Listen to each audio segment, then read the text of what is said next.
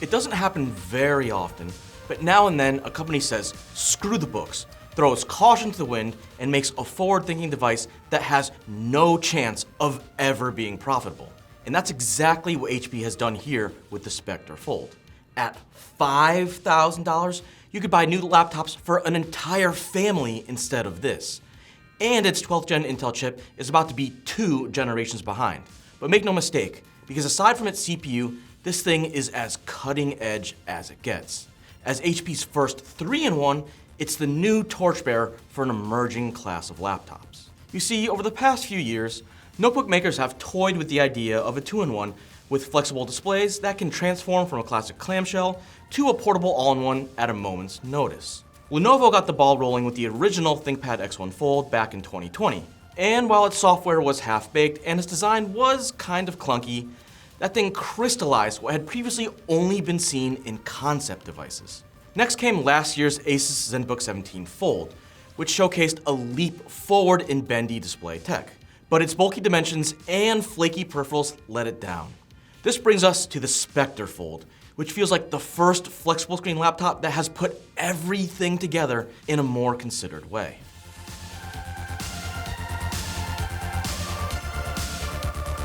First, let's talk about this beautiful 2560 by 1920 OLED display. Brightness goes up to 500 nits with a gamut that covers 99.5% of DCI-P3. That means there's a huge range of colors, so photos, movies, and games all look great.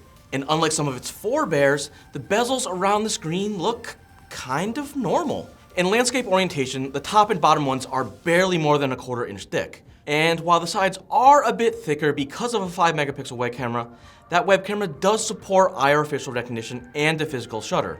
So even though the left and right sides are a bit thicker, they are symmetrical, which is a pretty good look.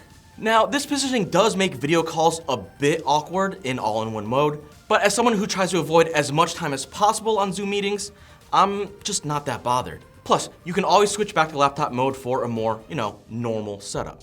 Speaking of modes, converting this thing into all sorts of configurations is super easy. The hinge is surprisingly sturdy, and there's a hidden kickstand that folds out when you need it and disappears into the body of the system when you don't. It's so sleek that most people probably won't even know it's there.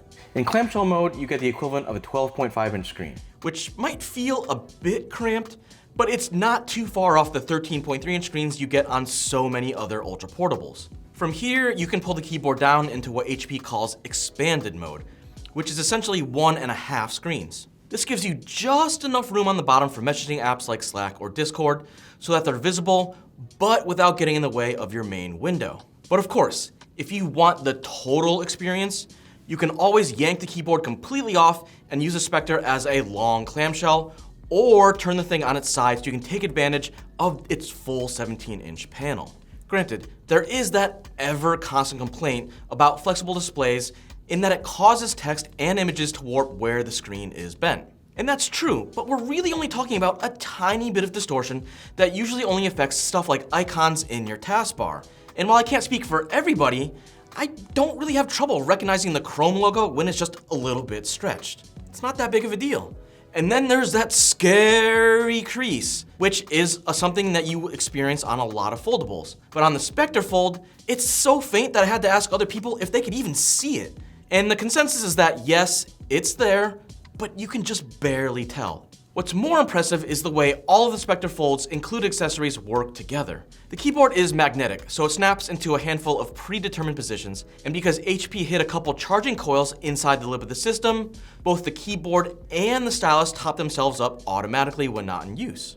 Really handy. There's also an emergency charging cable for the keyboard for weird situations, but I've never had to use it. All this means is that when you need to pick up and go, the keyboard slips neatly inside the display while the stylus magnetically hitches a ride on the outside. It's a super tidy package that measures less than 3/4 of an inch thick and only 3.5 pounds. And despite the keyboard being as thin as it is, typing on it is surprisingly comfy. There's just enough travel and bounce to prevent bottoming out from being painful, though you don't get any sort of backlighting. Unfortunately, the Spectre Fold is only available in a single config.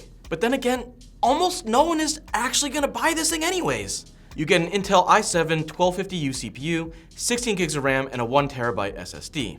The memory and storage are enough, and honestly, the chip is fine too.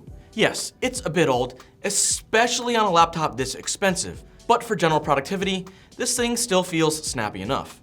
More importantly, HP says they went with a 12th gen processor to ensure that would fit inside a chassis this sleek.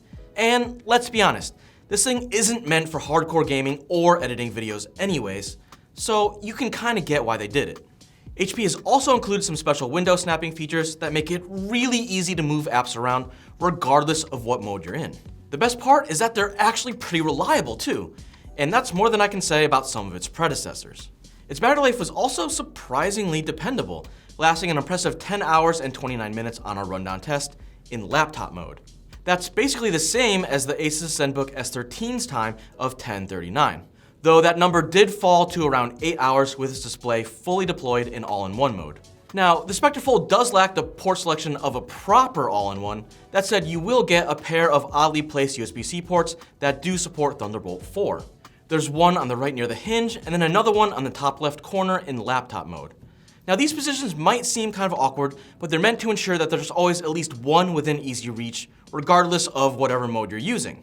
And on top of that, HP does include a dongle that adds 2 USB-A ports and an HDMI jack to cover pretty much all of your basic connectivity needs. But in the end, whenever I cover systems like this, there's always someone in the comments, yes, we do read them, who says that these devices don't add much in the way of actual usefulness. But I disagree because I appreciate a laptop that can easily fit on an airplane tray table, but also expand to something nearly desktop size when I get to a hotel.